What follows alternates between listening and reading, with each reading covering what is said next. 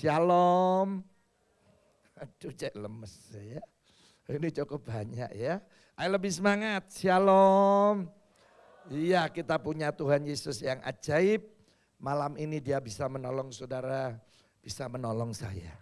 Ya, saudara-saudara, tahun ini tahun yang luar biasa buat kita ya. Saudara, kemarin di Israel, saya satu kamar sama Yoel.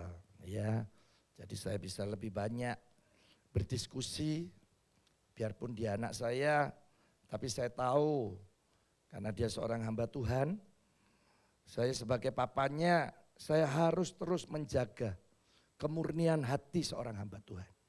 Ya saudara, saya percaya perkenanan Tuhan itu yang penting buat kita. Nah saudara, tahun ini kita dengan berani, kita sudah buat keputusan bahwa untuk WL Singer dulu harus penuh Roh Kudus. Oh ini beresiko loh saudara ya. Saya tahu resikonya karena beberapa rekan mengingatkan ya. Loh kon gak wedi kehilangan pelayan. Wedi gak kehilangan keluargane. Engkau gak ibadah ya. Tapi saya tetap berdiri di atas firman Tuhan. Karena ini sesuatu yang ingin Tuhan lakukan untuk gereja kita. Ya, saya sudah keliling hampir begitu banyak gereja. Entertain sama, saudara, lagu sama, musik sama. Mungkin malah duduknya lebih enak di tempat mereka. Tapi saya tetap berkata sama Tuhan, yang membedakan nanti Roh Kudus yang bekerja di gereja kita. Makanya saya ingin benar-benar kuasa ini bekerja di tempat ini. Saya percaya kalau Roh Kudus bekerja ya, sing tidak beres, tidak baik-baik, pasti akan dibuang sama Roh Kudus. Saya tidak bisa tahu hati saudara. Saudara bisa melayani, menipu saya. Saudara melayani, menipu Tuhan. Tapi kalau saudara tidak beres, Roh Kudus yang mengeluarkan saudara. Bukan saya ya. Tapi kalau saudara mungkin hari ini tidak ada orang lihat. Tapi saudara beres di hadapan Tuhan. Roh yang sama ini yang akan mengangkat hidup saudara dan saya. Ya makanya saya ingin andalan kita memang Roh Kudus.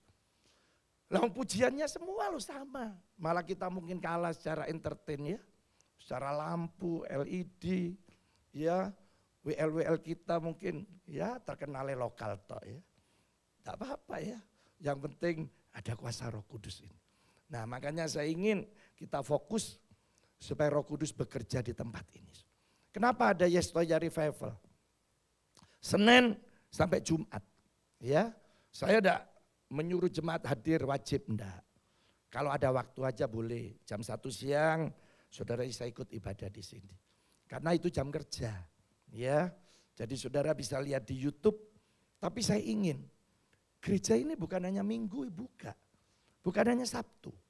Tapi bagaimana Roh Kudus itu hadir terus setiap hari di tempat ini. Sabtu ada ibadah KKR doa pagi. Saudara boleh hadir 4:30 ya. Besok lusa ya. Ya sekarang mulai tambah banyak, silakan. Tapi saya pengen betul-betul Roh Kudus itu bekerja di tempat ini. Ya sekarang mulai saya terima WA, Pak live streamingnya bagus ya. Saya loh ngikuti merinding terus Pak. Ya maksudnya dia nikmati hadirat Tuhan. Saya masih percaya selama Roh Kudus bekerja ya, kita di mana aja Roh Kudus bisa melawat saudara dan saya. Ya tahun ini kita ada banyak yang harus saya pikirkan ya. Kita lagi memperbaiki kampus, saudara baik fisik dan lain sebagainya. Karena saya minta kepada Pak Budi Setiawan, full timer kita ya. Dulu dia GM-nya perusahaan rokok Bentul. Karena dia janji sama Tuhan, nanti di usia 60 dia ingin melayani Tuhan. Saya tahu ini orang hebat, saudara ya, mau bersama kita jadi full timer di kita. Jadi sekarang lagi memperbaiki STT, saya minta STT ini nanti jadi STT internasional. Ini sekarang kita lagi kerjasama dengan beberapa STT luar negeri. Nah saya harap nanti juga jemaat bisa ikut kuliah. Ya karena ada yang online. Ya karena ada yang online, saudara bisa ikut. Jadi nanti per grup sesuai jamnya saudara, mau malam jam 10, mau jam 8 malam. Ya terserah, pokoknya saudara bisa ikut di perkuliahan itu. Nah ini lagi ngebut karena dalam 1 minggu ini kita harus menyelesaikan akreditasi ya 10.000 halaman. Jadi nanti itu tebelnya itu 10.000 saudara ya. Nah ini saudara kita juga lagi ngebut dengan pembangunan ya. Nah ini Pak Bimo ketua panitianya ya. Wah BTR Cikon ini ngepot pol saudara ya. Saya datang selisih berapa hari ini beda semua ya. Jadi saya gini, waduh Tuhan. Soalnya itu berukuran B2 saudara ya. Nah, ini Pak Alfred bagian pembelian ini. Tapi saya percaya ya, ada tangan Tuhan yang ajaib yang nolong kita ya. Saya ini bukan tidak mau ngurusi cuma omongan fitnah sana fitnah sini. Saya ini sebenarnya bukan urusan saya ya. Terlalu banyak yang harus saya urus. Tapi ya kadang jemaat, kadang sakno ya.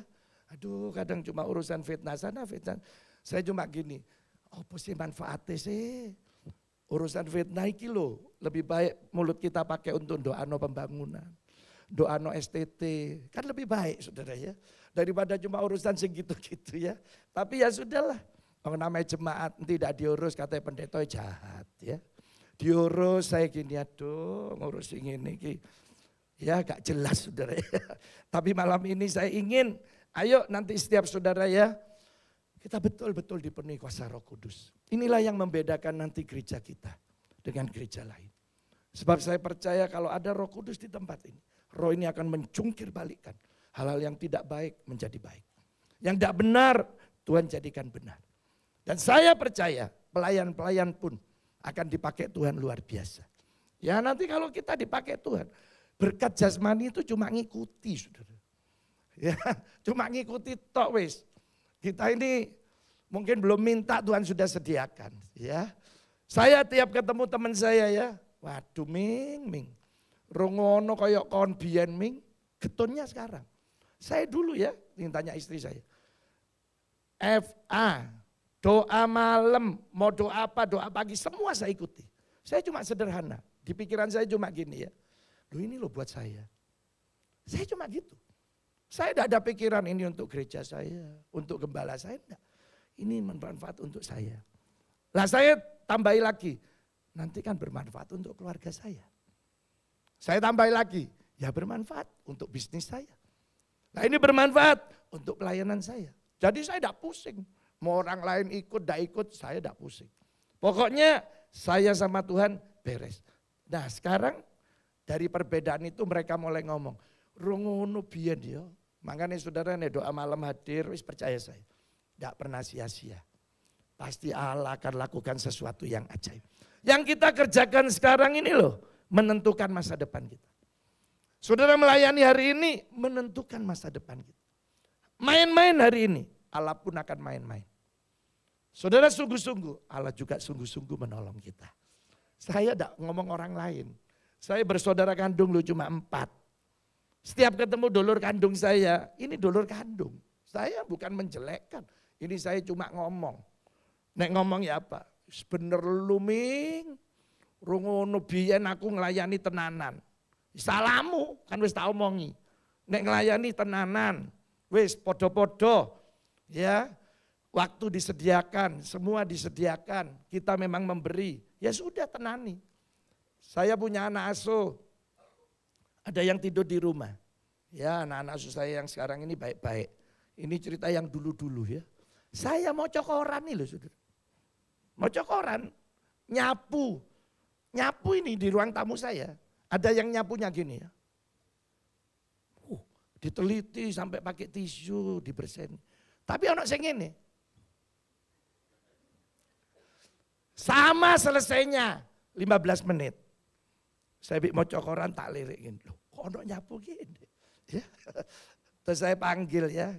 Sini kamu nyapu berapa menit? 15. Sama kan sama itu. Kamu lihatan. Yang itu loh. Podo 15. Tapi hasilnya bagus. Lah kamu ngedit tok ya. Tidak bisa. Ya. Saudara melayani ya sama. Saudara sungguh-sungguh. Sama main-main. Ya beda. Nah tapi saya percaya selama nanti kita dipenuhi Roh Kudus. Roh ini akan menolong kita. Dia mengingatkan kita melayani ini untuk siapa. Kita ini melayani dengan kuasa yang dari Tuhan. Ayo kita lihat tentang Roh Kudus ini ya. Kita baca dulu Kisah 2 ayat 1 sampai 4. Ya, saya yang baca dulu ya. Ketika tiba hari Pentakosta. Yang benar penta ya, bukan pantai sebetulnya. Ya, karena ini hari ke penta itu 50. Ya, tapi kita sudah terbiasa Pantai Kosta.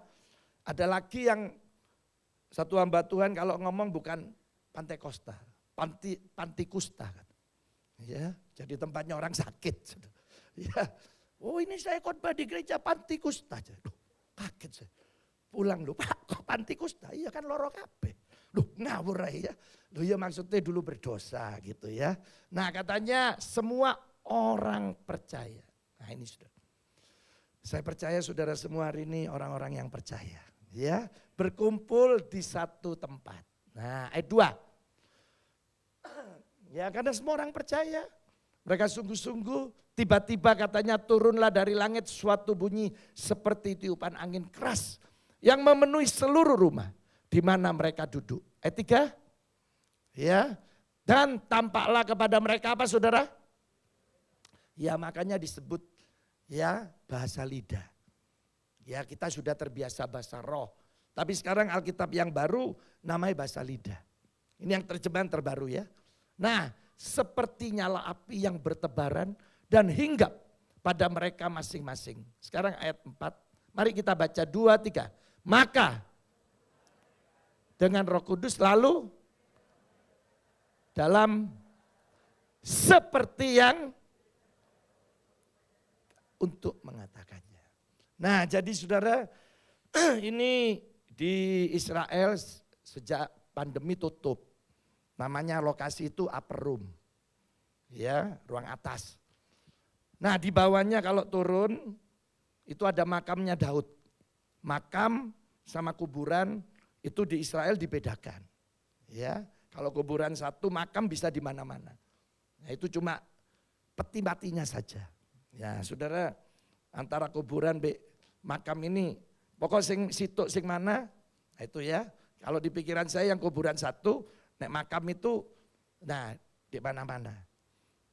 Jadi cuma peti matinya, nah, tapi dianggap itu makam. Nah di ruang atas itu ada upper room. Wah biasanya kalau saya bawa ke sana, peserta ya, wes gak bisa di stop. Mereka penuh Roh Kudus ya. Itu lokasi asli. Saudara, nah saudara-saudara kita ya yang di sana yang radikal itu gak seneng biasanya. Wah berapa kali kita diserang ya. Nah tapi saudara ini hari ini kita melihat waktu mereka sungguh-sungguh Roh Kudus turun memenuhi. Di Solo ada satu gereja ini berapa puluh tahun lalu. Dan saya mendengar kesaksian ini dan memang benar. Jadi waktu doa seperti ini ya di gereja itu. Saudara tahu tidak lama itu tetangganya semua bawa timba bawa air. Saat pemadam kebakaran pun datang. Gereja itu disemprot habis-habisan. Wah akhirnya kok tidak ada yang keluar. Saudara tahu itu yang datang gedori pintu buka. Mereka sementara doa. Pendetanya kaget. Keluar lu apa-apaan. Semua bawa timba air saat pemadam kebakaran. Ternyata dari luar kelihatan gereja itu terbakar. Mereka di dalam itu berdoa. Waduh saya dengar kesaksian yang merinding ya. Persis seperti yang Alkitab bilang. Saudara Roh Kudus ini biasa disebut Roh Allah. Juga Roh kebenaran. Ya, sesuai firman Tuhan, Dia memberikan pertolongan buat kita. Dia bisa menghibur kita karena memang Roh Kudus pribadi Allah sendiri. Jadi saudara kalau Roh Kudus memenuhi kita berarti pribadi Allah ini ada pada kita. Nah gimana caranya supaya saudara dipenuhi Roh Kudus? Tidak ada pilihan. Saudara caranya hanya berdoa. Ya, karena nanti dengan doa ini Roh Kudus akan memenuhi kita, tandanya berbahasa lidah. Nah saudara berbahasa lidah inilah, ya kita sebut kadang bahasa roh, silakan. Ya mungkin sekarang lebih enak dengan terjemahan baru bahasa lidah. Ya lidah kita ini tidak bisa dikendalikan. Nah saudara, waktu tidak dikendalikan itu seperti yang diberikan oleh Roh Kudus. Jadi tidak ada sekolah bahasa lidah, itu tidak ada. Sekolah bahasa roh, itu mestinya tidak ada. Dulu di Jawa Tengah ada. Ya jadi Senin sore ada kursusnya. Jadi diajari men. La la la la la la la. Lili lili lili. Nah, ini kayak Pak Tri, namanya Tri, istrinya Lili. Jadi suami istri kok Tri Lili ya. Nanti gantian trilala, tralala ya. Jadi diajari. Saya gini ini gak bener ya. Jadi sampai akhirnya jadi guyonan ya. Ya, la la la la la la, li. Ya, orang sih ngomong sandal, lawas, sandal lawas. Mbok ganti sandal anyar kata ya. Sampai bengkel-bengkel sepeda motor ya karena pegawainya pengen penuh Roh Kudus kata. Sampai berbahasa roh juga. Karena bengkel sepeda motor, Suzuki Kawasaki kata ya. Nah ini saudara, enggak seperti itu. Nah saudara waktu berdoa, karena ini Roh Kudus. Kira-kira apa yang jelek, saudara buang. Minta ampun, Tuhan ampuni. Saya tadi sudah berdosa. Minta, ya perkenanan Tuhan. Baru yang terakhir, saudara berdoa sungguh-sungguh waktu mintain. Saya percaya Roh Kudus akan memenuhi kita. Enggak cuma hanya di gereja ini. Nanti di rumah saudara berdoa sungguh-sungguh, naik mobil pun saudara berdoa. Bisa. Ya, seorang hamba Tuhan dipenuhi waktu dia mandi. Karena memang dia sungguh-sungguh mandi sambil berdoa. Nah tapi yang terbanyak itu, waktu seperti ini. Kenapa? Karena waktu saudara berdoa kumpul gini, itu seperti disetrum. Karena banyak. Kalau sendirian kadang ya konsentrasinya kemana-mana. Tapi nek barengan itu seperti waduh ya, satu konser saudara enak rasanya satu sama lain. Makanya nanti hari Pantekosta ya bulan Mei saya akan buat doa 10 hari. Nah karena saya pengen betul-betul ya terjadi gerakan yang besar. Kalau perlu gerakan ini dimulai dari gereja kita. Ya, jadi saudara ini tanda orang dipenuhi Roh Kudus berbahasa roh. Coba lihat ayat 11, kita lompat. Ya, katanya waktu mereka berbahasa lidah ini. Seperti yang diberikan Roh Kudus, ya bahasanya manusia bisa dimengerti. Jadi baik orang Yahudi maupun penganut agama Yahudi, orang Kreta dan orang Arab ketika orang Arab katanya kita mendengar mereka apa saudara? Dalam apa? Tentang apa? Iya, jadi waktu dipenuhi bukan mereka ini ada yang enggak ngerti. Ada bahasanya yang seperti ya berbahasa Arab, Kreta. Dulu teman saya berbahasa Belanda. Karena kebetulan pas ada datang jemaat yang ngerti bahasa Belanda. Jadi pulang dia nerjemahkan. Wah, hati saya merinding ya. Bagaimana orang ini cerita bagaimana ajaibnya Tuhan. Jadi memang menceritakan perbuatan yang ajaib dari Tuhan. Nah orang yang dipenuhi itu tidak ngerti. Dia ngomong tapi yang dengar ini mengerti. Jadi saudara hari ini wah luar biasa ya. Jadi saya cuma pingin hari ini setiap saudara dipenuhi Roh Kudus. Lah nanti kalau kita sudah dipenuhi Roh Kudus, kita harus dibimbing. Nanti saya ngelak-elek diingat no, jangan. Sampai akhirnya nanti Roh Kudus terus ada pada kita. Nah ini puncaknya mari kita baca ayat yang disukai jemaat. Ayat apa? 1 Yohanes 4 ayat 4. Ya, ayo saudara yang baca ayat ini. Nah ini nanti milik saudara dan saya. Jadi nanti jalan kemana-mana enggak usah takut. Ya, 2, 3. Dan kamu telah, nah ini kita baca 2, 3 sebab lebih besar daripada, saudara percaya hari ini Roh Kudus ada yang ada dalam kita. Jauh lebih besar dari semua roh yang ada di dunia ini. Iya enggak usah takut saudara. Saya kemana-mana enggak takut. Ya, tanya istri saya. Sekarang enak ono Pak Harjo iso nyeteri. Dulu nyetir dewe, enggak apa-apa ya. Kalau ketemu jemaat, Pak, enggak takut diculik. Pikirannya diculik. Gak kira lah omonganku akeh awake gede ya apa caranya nyingitno aku penculik ya. Saudara, hari ini Roh Allah yang ada dalam kita jauh lebih besar. Saya enggak nyalakan ada hamba-hamba Tuhan yang kemana-mana bawa pistol ya. Kalau saya lihat sendiri, ya habis khotbah di satu gereja, saya diajak makan, mari gitu makan karena rame. Gembalanya ngeluarin pistol ditaruh meja ya. pikir mainan. Saya bilang, ini asli nih. Wah ada suratnya. Saya bilang, loh Pak, buat apa ngulan? Tenang, nanti kalau ada yang ngancam kita saya tembak. Waduh, pendeta cok nembak aja. Wah ini bahaya saudara. Iya bawa. Ya, saya enggak. Saya masih percaya roh Allah yang ada dalam kita jauh lebih besar dari semua roh yang di dunia ini ya. Saya jemput satu hamba Tuhan di Juanda, ngangkat koper, abot deh. Pak kok berat? Saya pakai troli ya. Iya, nanti tak ceritai. Wah sampai hotel dibuka. Bawa 2 pistol. Sak suratnya lengkap. Loh Pak, kok bawa 2? Iya, kalau ada yang ngancam saya tembak. Tapi waktu KKR malam, khotbahnya, jangan takut, Yesus beserta kita. Saya dalam hati gombal lagi ya. Ya, ngomongnya gitu ya, tapi enggak cocok ya. Ya. Saudara, ya tentunya kita berhikmat ya. Kalau tahu itu lokasi tidak aman, ya tidak usah kita masuki ya. Kita hati-hati sendiri. Tapi saya percaya Roh Kudus yang ada dalam diri saudara dan saya, ini jauh lebih besar dari semua roh yang ada di dunia ini. Ya saudara, ayo kita minta Roh Kudus memenuhi kita. Saya percaya karena gereja kita sudah punya tim, yaitu tim pelepasan, ya, tim untuk mengusir setan.